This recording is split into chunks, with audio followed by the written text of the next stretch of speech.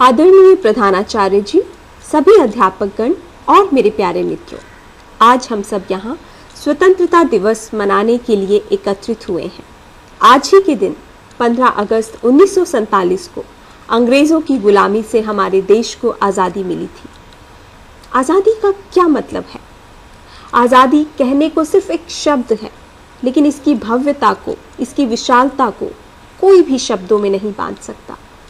आज़ादी का अर्थ है विकास के पथ पर आगे बढ़कर देश और समाज को एक ऐसी दिशा देना जिससे हमारे देश की संस्कृति की सौंधी खुशबू चारों ओर फैल सके। आज़ादी का मूल्य देश ने भगत सिंह, चंद्रशेखर आज़ाद, सुखदेव, सुभाष चंद्र बोस आदि के प्राण खोकर चुकाया है। देश की आज़ादी की कहानी में शायद ही कोई ऐसा पन्ना हो जो आंसुओं से होकर ना गुजरा हो। झांसी की रानी से गांधी जी के असहयोग आंदोलन तक की मेहनत के बाद, संघर्ष के बाद हमें आज़ादी प्राप्त हुई। तो चलिए आज इस आज़ादी की कहानी पर एक नज़र डालें।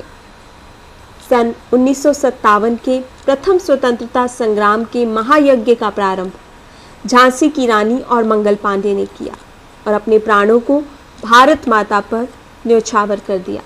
देखते ही देखते यह चिंगारी एक महासंग्राम में बदल गई, जिसमें पूरा देश कूद पड़ा। इस आज़ादी के लिए तिलक ने स्वराज्य हमारा जन्म सिद्ध अधिकार है का सिंगनाद किया। चंद्रशेखर आज़ाद ने अपना धर्म ही आज़ादी को बताया। भगत सिंह ने देशवासियों में देशभक्ति की जो लौ पैदा की वो अद्भुत है। ईंट का जवाब पत्थर से देने की क्रांतिकारियों की ख्वाहिश का सम्मान ये देश हमेशा करेगा। देश को गर्व है कि उसके इतिहास में भगत सिंह, सुखदेव, राजगुरु और असंख्य ऐसे युवा हुए जिन्होंने अपने प्राणों को भारत माता के लिए हंसते हंसते न्योछावर कर दिया। देश के इतिहास में अगर किसी को असली सुपर हीरो माना जाता है तो वह है हमारे नेताजी सुभाष चंद्र बोस। सुभाष चंद्र बोस एक आम भारतीय ही थे। उच्च शिक्षा प्राप्त और अच्छे उज्जवल करियर को त्याग देश के इस महान हीरो ने दर दर भटक कर देश की आज़ादी के लिए प्रयास किए। महात्मा गांधी यूं तो किसी परिचय का मोहताज नहीं, लेकिन ये राष्ट्र उन्हें राष्ट्रपिता के रूप में जानता है। गांधी जी ने दुनिया को अहिंसा और असहयोग नाम के दो महाअस्त्र दिए। अहिंसा और असहयोग लेकर गुलामी की जंजीरों को तोड़ने के लिए महात्मा गांधी, लौह पुरुष सरदार पटेल, चाचा नेहरू, बाल गंगाधर तिलक जैसे महापुरुषों ने कमर कस ली। 90 वर्षों के लंबे संघर्ष के बाद 15 अगस्त 1947 को भारत को स्वतंत्रता का वरदान मिला। वर्षों की गुलामी सहने और लाखों देशवासियों का जीवन खोने के बाद हमें ये बहुमूल्य आज़ादी मिली है। लेकिन आज की युवा पीढ़ी आज़ादी का वास्तविक अर्थ भूलती जा रही है। पश्चिमी संस्कृति का अनुसरण कर वह अपनी सभ्यता, संस्कृति और विरासत से दूर होती जा रही है।